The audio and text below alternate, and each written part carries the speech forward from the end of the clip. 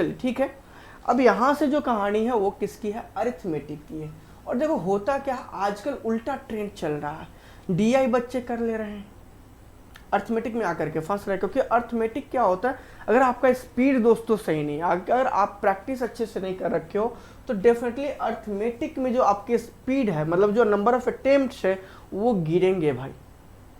और उसके गिरने के ही कारण से कहीं ना कहीं आपके क्या हो रहे हैं, जैसे अगर हम सैटरडे वाली बात करें, हालांकि संडे वाले एग्जाम में लोग ठीक ठाक अटेम्प्ट करें, 22-23 करें मैथ्स में, लेकिन सैटरडे वाले एग्जामिनेशन में अगर आप देखोगे तो आपको दिखा कि हर एक कहीं ना कहीं शिफ्ट में नंबर ऑफ अटेम्प्ट्स कहीं ना कहीं क्या हुए, गिरे।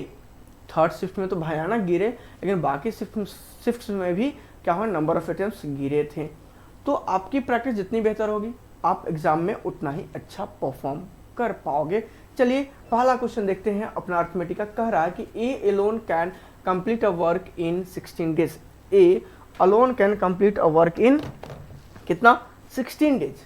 ए अकेले किसी काम को 16 डेज में करता है, अच्छी बात है, ए अकेले 16 डेज में काम करता है।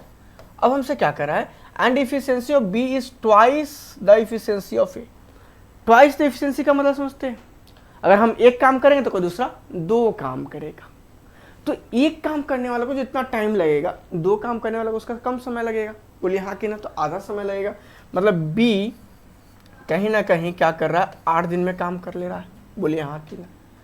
If B and C together complete the work in 3.2 days. ध्यान दीजिएगा, बी प्लस सी कितने दिनों में काम को कर ले रहा है, हालांकि हम यहीं से निपटा सकते थे 3.2 डेज में। Then find the time taken by A and C together to complete the work. आपको क्या करना है, सबका एलसीएम लेना है, आपको भी पता 16 ही होगा। अच्छा, तो इफिशियंसी की अगर बात करेंगे तो ए की इफिशियंसी 1 है, और क्वेश्चन के अकॉर्डिंगली बी की इफिशियंसी कितनी थी, 2, यहाँ भी आ गई। और बी और सी की टुगेदर इफिशियंसी कितनी आ गई, 5 आ गई।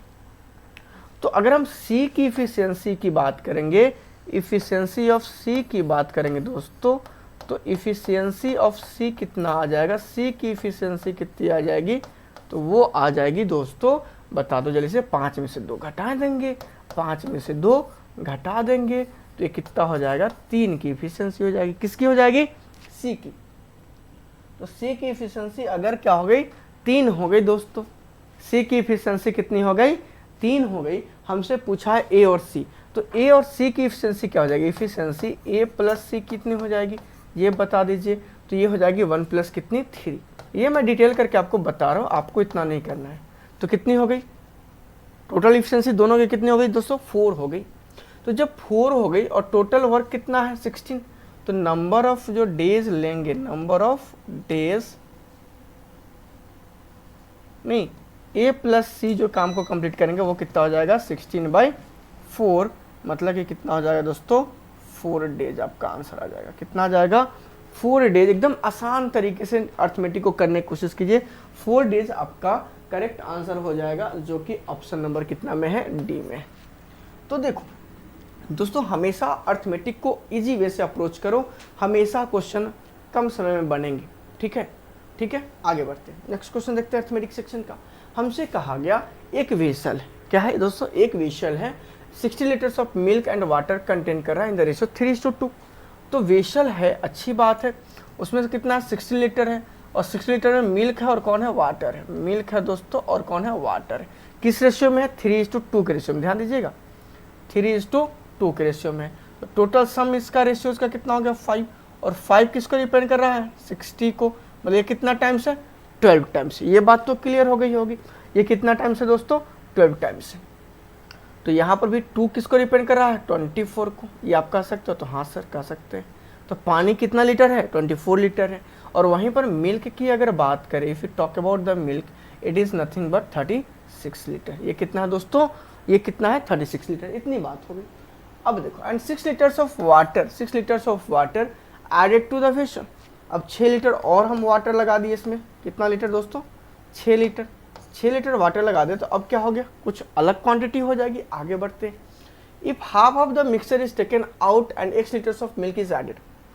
अब देखिए ध्यान से, ये पानी कितना हो गया, 30 हो गया, और ये कितना है, 36 ही है।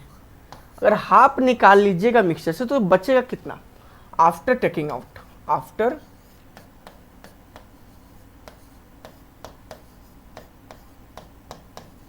या फिर यहीं पर निपटाइए ना, क्यों हम लिखने जाए। हम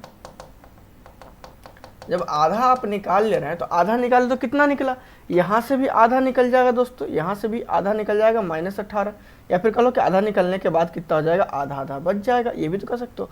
अब हमारे पास बच गया 18 लीटर दूध और 15 लीटर पानी, 15 लीटर पानी। अच्छा ऐसी बात है। अब हमसे कह रहा है कि 1 litre of milk is added to the vessel, 1 litre of milk add किया जा रहा है, then the ratio of milk to water in the resulting mixture because 4:3। ये किसको डिपेंड करा। अच्छा 18 में जब हम x जोड़ दिए, कुछ नहीं करना है, कुछ करना है नहीं, कैलकुलेशन हम करने नहीं देंगे, तो 4:3 हो जा रहा है। ये क्या हो जा रहा है, 4 हो जा रहा है दोस्तों, और ये हो जा रहा है 3। 3 किसको डिपेंड कर रहा है, 15 को, मतलब कितना टाइम्स, 5 टाइम्स। ये बात क्लियर हो गई, तो हाँ सर हो गई। तो 4 किसको डिपेंड करेगा, 4 × 5, मतलब कितना हो जाएगा दोस्तों, 20 हो जाएगा। और 20 की वैल्यू अगर 18 + x है तो x की वैल्यू कितनी हो जाएगी, 2 हो जाएगी क्या, तो हाँ सर हो जाएगी। x की वैल्यू कितनी हो जाएगी दोस्तों, 2 लीटर हो जाएगी। तो बाद में जो ऐड करी गई वो कितना हो गया, 2 लीटर हो गया। अब हमसे पूछा कि x is what percentage of the final quantity of water. अच्छा हमसे पूछा कि 2 फाइनल क्वांटिटी ऑफ वाटर कितना है, 50 लीटर, इसका कितना परसेंट होगा, तो चेंज कर दीजिए। 2/15 मतलब समझ रहे हैं, ये 3 है और ये 20 है, ये कितना हो गया, 40/3%, मतलब 13 होल 1/3, 13.333%, 13 पॉइंट कितना हो गया, 333%। ऑप्शन नंबर कितना हो जाएगा आपका, करेक्ट आंसर हो जाएगा option number D, correct answer हो जाएगा दोस्तों।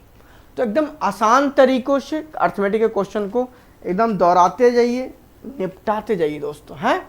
चलिए नेक्स्ट क्वेश्चन पे चलते हैं, और वो क्या करा वो देखते हैं। कह रहा है कि the percentage of A is 60% more than the percentage of B, the percentage of C is 3 years less than the percentage of A, if the average of B and C 3 years ago was 34.5। अच्छी बात है, बहुत आसान दिया question हमको, ध्यान से देखिए। ए बी सी की बात हो रही है, ए बी और सी की बात हो रही है। Percentage of A is 60% more than percentage of B, तो अगर हम इसका एज 10 लिए तो ए का एज कितना हो गया दोस्तों, 16 हो गया। यूनिट में बात करें तो हाँ हो गया। The percent of age of C is 3 years less than किसके, मतलब हम x में अब लेना पड़ेगा 3x 10x 16x less than percentage of कितना a, तो ये कितना है दोस्तों 16x माइनस कितना है आपका 3 है, एकदम आसान तरीके से। तो हाँ sir, if the average of b and c 3 years अगो, तो 3 years अगो b का भी एज 3 साल कम होगा और c का भी एज 3 साल कम होगा, 6 साल कम हो गया। तो 6 साल कम हो गया, दोनों का सम कितना है 26x माइनस 3, और इसमें से 6 साल घट गया, और इनका क्या पूछा जा रहा है, एवरेज, मतलब बाई 2, ये मल्टीप्लाई हो जाएगा 2 किससे 34.5 से, इनके एवरेज वैल्यू से 2 को मल्टीप्लाई कर दीजिए, हो गया। तो हाँ सर हो गया। तो ये 26x की वैल्यू कितनी हो जाएगी ये बताइए जरा सा, ये कितना हो गया 68 69 में कितना ऐड होगा 9, तो ये हो गया 78। तो x की वैल्यू यहाँ पर कितनी हो गई भाई मेरे 3, मतलब कि इनका एज कितना है 48 ईयर्स है, नहीं इनका एज कितना है दोस्तों 30 ईयर्स है, और इनका 45 ईयर्स। क्लियर है क्या बात, तो हाँ भैया क्लियर है। हमसे क्या पूछा, then find the age of C 4 years hence, तो सी का एज 4 years हेंस कितना हो जाएगा, ये कितना हो जाएगा 45 प्लस दोस्तों कितना 4, और ये कितना आ जाएगा दोस्तों 49 ईयर्स। ऑप्शन नंबर कितना डी करेक्ट आंसर हो जाएगा। हुआ कि नहीं हुआ, एकदम आसान तरीकों से आसान भाषा में क्वेश्चन को सॉल्व करते हैं। नेक्स्ट क्वेश्चन आ जाइए। नेक्स्ट क्वेश्चन आपसे क्या पूछा, A invest ₹P at rate of 10% पर annum compound interest for 2 years।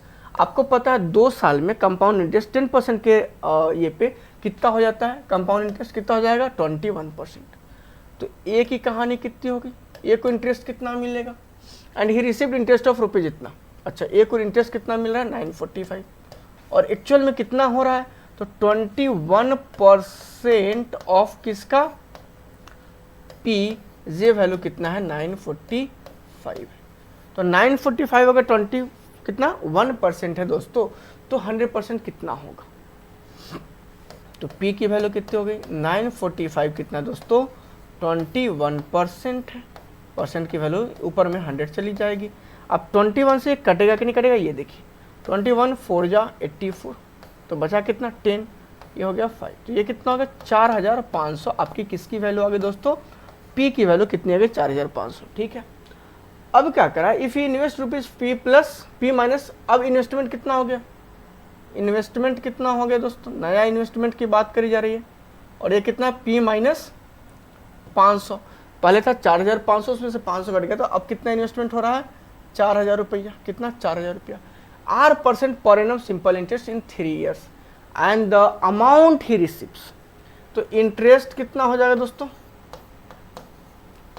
Interest कितना हो जाएगा, R% 3 है तो 3R%, बोलिए हाँ कि ना, किसका 4000 का, 3 साल के लिए, तो 3R%, R%, 3R%।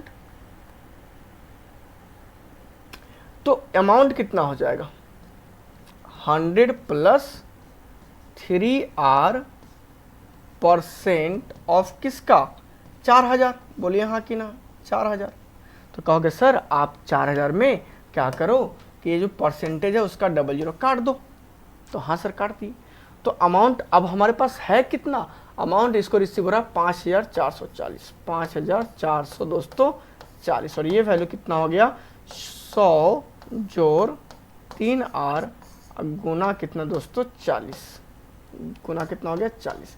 अब इसका 1 0 तो कट गया, यहाँ से कट गया, अब 4 से भी कटेगा, कितना बार में कटेगा दोस्तों, ये देखिए 4 से कितना बार में कटेगा, 13 चौका 52, तो हाँ सर 2 4 तो 38, तो 3 ईयर का आर का वैल्यू कितना हो गया 38 हो जा रहा है, ऐसा क्यों, नहीं 6 टाइम्स कटेगा ना 136, तो 3R की वैल्यू कितनी हो गई 36, तो R की जो रेट ऑफ इंटरेस्ट है वो आपका कितना है 12% दोस्तों, कितना है 12%, कितना है 12%, मामा आ जाइए 12%। अच्छा, तो आपसे पूछा then find P minus 15R, P की वैल्यू हमसे पूछा P माइनस 50R, अच्छा तो P की वैल्यू कितनी हो गई 4500, अच्छा माइनस 50 टाइम्स कितना 12, तो कितना हो जाएगा 50 टाइम्स 12 तो 600, तो 600 घटेगा तो ये कितना हो जाएगा 3900, कितना हो जाएगा दोस्तों 3900, ऑप्शन नंबर कितना हो जाएगा, ई आपका करेक्ट आंसर हो जाएगा, ई आपका करेक्ट आंसर हो जाएगा दोस्तों। नेक्स्ट क्वेश्चन चलो।